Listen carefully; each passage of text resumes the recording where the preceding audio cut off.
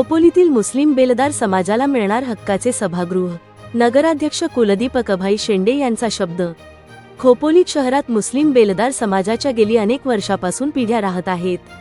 बिगारी, मोलमजुरी व मिळेल ते काम करून आपला व आपल्या कुटुंबियांचा उदरनिर्वाह हा समाज गेली अनेक वर्षांपासून करत आहे। समाजातील युवक अशिक्षित असल्याने फक्त मोलमजुरी करणे हेच विचार ठेवून आपला गुजरा करत आहेत।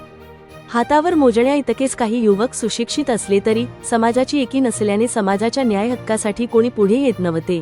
गरीब गरजू समाजाचा विचार करून सुशिक्षित तरुण पत्रकार तैयब खान यांनी पुढाकार घेऊन आपल्या समाजाला एकत्र केले। शेकडोच्या संख्येने एकत्र आल्याने एक प्रकारे समाजाला ऊर्जा निर्माण झाली आहे। मुस्लिम बेलदार समाजाच्या वतीने त्यांनी विविध समाज उपयोगी कार्यक्रमांचे आयोजन राबविले आहेत। संघटनेचे अध्यक्ष रऊफ खान यांच्या मार्गदर्शनाखाली अनेक सामाजिक कार्य घेण्यात आले असून या गरीब व गरजू समाजाला हक्काच्या सभागृहाची अत्यंत गरज आहे।